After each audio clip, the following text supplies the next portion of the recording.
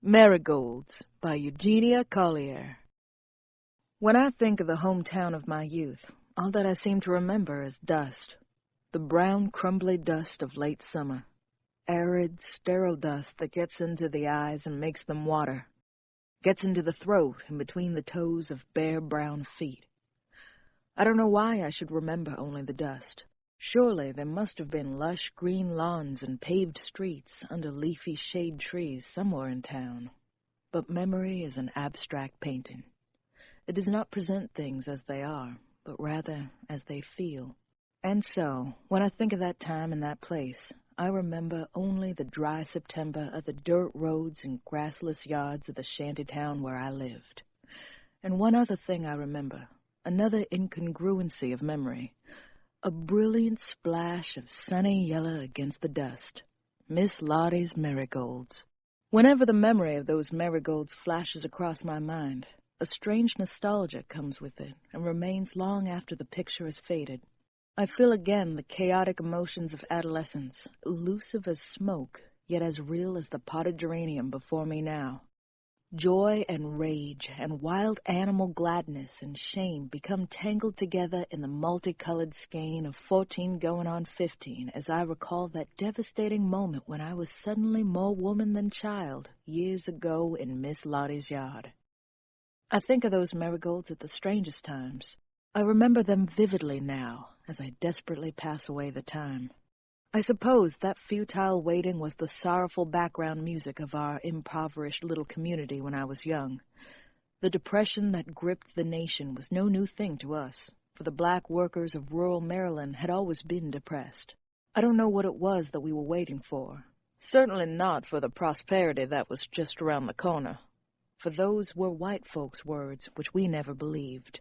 Nor did we wait for hard work and thrift to pay off in shining success, as the American dream promised, for we knew better than that, too. Perhaps we waited for a miracle, amorphous in concept, but necessary if one were to have the grit to rise before dawn each day and labor in the white man's vineyard until after dark, or to wander about in the September dust, offering some meager share of bread. But God was chary with miracles in those days, and so we waited. And waited. We children, of course, were only vaguely aware of the extent of our poverty. Having no radios, few newspapers, and no magazines, we were somewhat unaware of the world outside our community. Nowadays, we would be called culturally deprived, and people would write books and hold conferences about us. In those days, everybody we knew was just as hungry and ill-clad as we were. Poverty was the cage in which we were all trapped, and our hatred of it was still the vague, undirected restlessness of the zoo-bred flamingo who knows that nature created him to fly free. As I think of those days, I feel most poignantly the tag end of summer, the bright, dry times when we began to have a sense of shortening days and the imminence of the cold. By the time I was 14, my brother Joey and I were the only children left at our house, the older ones having left home for early marriage or the lure of the city, and the two babies having been sent to relatives who might care for them better than we. Joey was 3 years younger than I, and a boy, and therefore vastly inferior. Each morning our mother and father trudged warily down the dirt road and around the bend, she to her domestic job, he to his daily unsuccessful quest for work. After our few chores around the tumble-down shanty, Joey and I were free to run wild in the sun with other children similarly situated. For the most part, those days are ill-defined in my memory, running together and combining like a fresh watercolor painting left out in the rain. I remember squatting in the road, drawing a picture in the dust, a picture which Joey gleefully erased with one sweep of his dirty foot.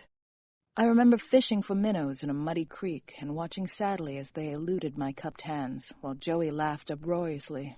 And I remember that year a strange restlessness of body and of spirit, a feeling that something old and familiar was ending, and something unknown and therefore terrifying was beginning. One day returns to me with special clarity for some reason, perhaps because it was the beginning of the experience that in some inexplicable way marked the end of innocence. I was loafing under the great oak tree in our yard, deep in some reverie which I have now forgotten, except that it involved some secret, secret thoughts of one of the Harris boys across the yard. Joey and a bunch of kids were bored now with the old tire suspended from an oak limb, which had kept them entertained for a while. "Hey, Elizabeth!" Joey yelled. He never talked when he could yell. "Hey, Elizabeth, let's go somewhere." I came reluctantly from my private world. "Where you want to go? What do you want to do?" The truth was that we were becoming tired of the formlessness of our summer days, the idleness whose prospect had seemed so beautiful during the busy days of spring now had degenerated to an almost desperate effort to fill up the empty midday hours. "Let's go see if we can find some locusts on the hill," someone suggested. Joey was scornful. "Ain't no more locusts there. Y'all got 'em all while they was still green." The argument that followed was brief and not really worth the effort. Hunting locust trees wasn't fun anymore by now. "Tell you what," said Joey finally, his eyes sparkling. "Let's us go over to Miss Lottie's." The idea caught on at once, for annoying Miss Lottie was always fun. I was still child enough to scamper along with the group over rickety fences and through bushes that tore our already raggedy clothes back to where Miss Lottie lived. I think now that we must have made a tragicomic spectacle, 5 or 6 kids of different ages, each of us clad in only one garment, the girls in faded dresses that were too long or too short, the boys in patchy pants, their sweaty brown chests gleaming in the hot sun. A little cloud of dust followed our thin legs and bare feet as we tramped over the barren land. When Miss Lottie's house came into view, we stopped, ostensibly to plan our strategy, but actually to reinforce our courage.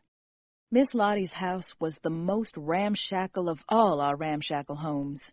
The sun and rain had long since faded its rickety frame siding from white to a sullen gray. The boards themselves seemed to remain upright, not from being nailed together, but rather from leaning together, like a house that a child might have constructed from cards. A brisk wind might have blown it down, and the fact that it was still standing implied a kind of enchantment that was stronger than the elements. There it stood, and as far as I know is standing yet. A gray, rotting thing with no porch, no shutters, no steps, set on a cramped lot with no grass, not even any weeds, a monument to decay. In front of the house, in a squeaky rocking chair, sat Miss Lottie's son, John Burke, completing the impression of decay. John Burke was what was known as queer-headed. Black and ageless, he sat rocking day in and day out in a mindless stupor, lulled by the monotonous squeak-squawk of the chair. A battered hat atop his shaggy head shaded him from the sun. Usually John Burke was totally unaware of everything outside his quiet dream world, but if you disturbed him, if you intruded upon his fantasies, he would become enraged, strike out at you, and curse at you in some strange enchanted language which only he could understand. We children made a game of thinking of ways to disturb John Burke, and then to elude his violent retribution. But our real fun and our real fear lay in Miss Lottie herself. Miss Lottie seemed to be at least 100 years old. Her big frame still held traces of the tall, powerful woman she must have been in youth, although it was now bent and drawn. Her smooth skin was a dark reddish brown, and her face had Indian-like features and the stern stoicism that one associates with Indian faces. Miss Lottie didn't like intruders either, especially children. She never left her yard, and nobody ever visited her. We never knew how she managed those necessities which depend on human interaction. How she ate, for example, or even whether she ate. When we were tiny children, we thought Miss Lottie was a witch, and we made up tales that we half believed ourselves about her exploits. We were far too sophisticated now, of course, to believe the witch nonsense. But old fears have a way of clinging like cobwebs, and so when we sighted the tumble-down shack, we had to stop to reinforce our nerves. "Look, there she is!" I whispered, forgetting that Miss Lottie could not possibly have heard me from that distance. "She's fooling with them crazy flowers." "Yeah, look at her." Miss Lottie's marigolds were perhaps the strangest part of the picture. Certainly they did not fit in with the crumbling decay of the rest of her yard. Beyond the dusty brown yard, in front of the sorry gray house, rose suddenly and shockingly a dazzling strip of bright blossoms, clumped together in enormous mounds, warm and passionate and sun-golden. The old black witch woman worked on them all summer, every summer, down on her creaky knees, weeding and cultivating and arranging, while the house crumbled and John Burke rocked. For some perverse reason, we children hated those Marigolds. They interfered with the perfect ugliness of the place. They were too beautiful. They said too much that we could not understand. They did not make sense. There was something in the vigor with which the old woman destroyed the weeds that intimidated us. It should have been a comical sight, the old woman with the man's hat on her cropped white head, leaning over the bright mounds, her big backside in the air. But it wasn't comical. It was something we could not name. We had to annoy her by whizzing a pebble into her flowers or by yelling a dirty word, then dancing away from her rage, reveling in our youth and mocking her age. Actually, I think it was the flowers we wanted to destroy, but nobody had the nerve to try it, not even Joey, who was usually fool enough to try anything. "Y'all get some stones," commanded Joey now, and was met with instant giggling obedience as everyone except me began to gather pebbles from the dusty ground. "Come on, Lisbeth." I just stood there peering through the bushes, torn between wanting to join the fun and feeling that it was all a bit silly. "You scared, Lisbeth?" I cursed and spat on the ground, my favorite gesture of phony bravado. "Y'all children get the stones. I'll show you how to use 'em." I said before that we children were not consciously aware of how thick were the bars of our cage. I wonder now, though, whether we were not more aware of it than I thought. Perhaps we had some dim notion of what we were, and how little chance we had of being anything else. Otherwise, why would we have been so preoccupied with destruction? Anyway, the pebbles were collected quickly, and everybody looked at me to begin the fun. "Come on, y'all." We crept to the edge of the bushes that bordered the narrow road in front of Miss Lottie's place. She was working placidly, kneeling over the flowers, her dark hand plunged into the golden mound. Suddenly, zing! An expertly aimed stone cut the head off one of the blossoms. "Who out there?" Miss Lottie's backside came down, and a head came up as her sharp eyes searched the bushes. "You better get!" We had crouched down out of sight in the bushes, where we stifled the giggles that insisted on coming. Miss Lottie gazed warily across the road for a moment, then cautiously returned to her weeding. Zing! Joey sent a pebble into the blooms, and another marigold was beheaded. Miss Lottie was enraged now. She began struggling to her feet, leaning on a rickety cane and shouting, "Y'all get! Go on home!"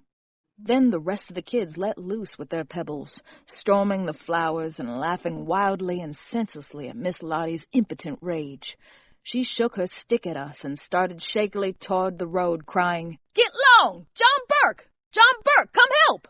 Then I lost my head entirely, mad with the power of inciting such rage, and ran out of the bushes in the storm of pebbles straight toward Miss Lottie, chanting madly, "Old witch fell in a ditch, picked up a penny, and thought she was rich." The children screamed with delight, dropped their pebbles, and joined the crazy dance, swarming around Miss Lottie like bees and chanting, "Old lady witch," while she screamed curses at us. The madness lasted only a moment, for John Burke, startled at last, lurched out of his chair, and we dashed for the bushes, just as Miss Lottie's cane went whizzing at my head. I did not join the merriment when the kids gathered again under the oak in our bare yard. Suddenly I was ashamed, and I did not like being ashamed. The child in me sulked and said it was all in fun, but the woman in me flinched at the thought of the malicious attack that I had led. The mood lasted all afternoon. When we ate the beans and rice that was supper that night, I did not notice my father's silence, for he was always silent these days. Nor did I notice my mother's absence, for she always worked until well into evening. Joey and I had a particularly bitter argument after supper. His exuberance got on my nerves. Finally, I stretched out upon the pallet in the room we shared and fell into a fitful doze. When I awoke, somewhere in the middle of the night, my mother had returned, and I vaguely listened to the conversation that was audible through the thin walls that separated our rooms. At first I heard no words, only voices. My mother's voice was like a cool, dark room in summer, peaceful, soothing, quiet. I loved to listen to it. It made things seem all right somehow. But my father's voice cut through hers, shattering the peace. "22 years, Maybelle, 22 years," he was saying. "And I got nothing for you. Nothing. Nothing." "It's all right, honey. You'll get something. Everybody out of work now. You know that." "It ain't right. Ain't no man ought to eat his woman's food year in and year out and see his children running wild. Ain't nothing right about that." "Honey, you took good care of us when you had it. Ain't nobody got nothing nowadays." "I ain't talking about nobody else. I'm talking about me. God knows I try." My mother said something I could not hear, and my father cried out louder. "What must a man do? Tell me that." "Look, we ain't starving. I get paid every week, and Mrs. Ellis is real nice about giving me things. She gonna let me have Mr. Ellis's old coat for you this winter." "Damn Mr. Ellis's coat, and damn his money. You think I want white folks' leavings? Damn Maybelle." And suddenly he sobbed, loudly and painfully, and cried helplessly and hopelessly in the dark night. I had never heard a man cry before. I did not know men ever cried. I covered my ears with my hand, but could not cut off the sound of my father's harsh, painful, despairing sobs. My father was a strong man who could whisk a child upon his shoulders and go singing through the house. My father whittled toys for us and laughed so loud that the great oak seemed to laugh with him, and taught us how to fish and hunt rabbits. How could it be that my father was crying? But the sobs went on, unstifled, finally quieting until I could hear my mother's voice, deep and rich, humming softly as she used to hum to a frightened child. The world had lost its boundary lines. My mother, who was small and soft, was now the strength of the family. My father, who was the rock on which the family had been built, was sobbing like the tiniest child. Everything was suddenly out of tune, like a broken accordion. Where did I fit into this crazy picture? I do not now remember my thoughts, only a feeling of great bewilderment and fear. Long after the sobbing and humming had stopped, I lay on the pellet, still as stone with my hands over my ears, wishing that I too could cry and be comforted. The night was silent now, except for the sound of the crickets and of Joey's soft breathing. But the room was too crowded with fear to allow me to sleep, and finally, feeling the terrible aloneness of 4 a.m., I decided to awaken Joey. "Ouch! What's the matter with you? What you want?" he demanded disagreeably when I had pinched and slapped him awake. "Come on, wake up." "What for? Go away." I was lost for a reasonable reply. I could not say, "I'm scared and I don't want to be alone." So I merely said, "I'm going out. If you want to come, come on." The promise of adventure awoke him. "Going out now? Where to, Elizabeth? What you gonna do?" I was pulling my dress over my head. Until now I had not thought of going out. "Just come on," I replied tersely. I was out the window and halfway down the road before Joey caught up with me. "Wait, Elizabeth, where are you going?" I was running as if the Furies were after me, as perhaps they were, running silently and furiously until I came to where I had half known I was headed, to Miss Lottie's yard. The half-dawn light was more eerie than complete darkness, and in it the old house was like the ruin that my world had become. Foul and crumbling, a grotesque caricature. It looked haunted, but I was not afraid, because I was haunted too. "Elizabeth, you lost your mind?" panted Joey. I had indeed lost my mind, for all the smoldering emotions of that summer swelled in me and burst. The great need for my mother, who was never there, the hopelessness of our poverty and degradation, the bewilderment of being neither child nor woman, and yet both at once, the fear unleashed by my father's tears, and these feelings combined in one great impulse toward destruction. "Elizabeth!" I leaped furiously into the mounds of marigolds and pulled madly, trampling and pulling and destroying the perfect yellow blooms. The fresh smell of early morning and of dew-soaked marigolds spurred me on as I went tearing and mangling and sobbing while Joey tugged my dress or my waist, crying, "Elizabeth, stop! Please, stop!" And then I was sitting in the ruined little garden among the uprooted and ruined flowers, crying and crying, and it was too late to undo what I had done. Joey was sitting beside me, silent and frightened, not knowing what to say. Then, "Elizabeth, look!" I opened my swollen eyes and saw in front of me a pair of large calloused feet. My gaze lifted to the swollen legs, the age-distorted body clad in a tight cotton nightdress, and then the shadowed Indian face surrounded by stubby white hair. And there was no rage in the face now that the garden was destroyed and there was nothing any longer to be protected. Miss Lottie! I scrambled to my feet and just stood there and stared at her. And that was the moment when childhood faded and womanhood began. That violent, crazy act was the last act of childhood. For as I gazed at the immobile face with the sad, weary eyes, I gazed upon a kind of reality which is hidden to childhood. The witch was no longer a witch, but only a broken old woman who had dared to create beauty in the midst of ugliness and sterility. She had been born in squalor and lived in it all her life. Now, at the end of that life, she had nothing except a falling-down hut, a wrecked body, and John Burke, the mindless son of her passion. Whatever verve there was left in her, whatever was of love and beauty and joy that had not been squeezed out by life, had been there in the marigolds she had so tenderly cared for. Of course, I could not express the things that I knew about Miss Lottie as I stood there, awkward and ashamed. The years have put words to the things I knew in that moment, and as I look back upon it, I know that that moment marked the end of innocence. Innocence involves an unseeing acceptance of things at face value, an ignorance of the area below the surface. In that humiliating moment, I had looked beyond myself and into the depths of another person. This was the beginning of compassion, and one cannot have both compassion and innocence.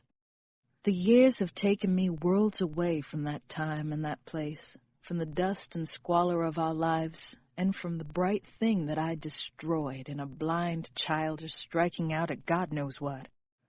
Miss Lottie died long ago, and many years have passed since I last saw her hut, completely barren at last, for despite my wild contrition, she never planted marigolds again. Yet there are times when the image of those passionate yellow mounds returns with a painful poignancy, for one does not have to be ignorant and poor to find that his life is as barren as the dusty yards of our town. And I, too, have planted marigolds.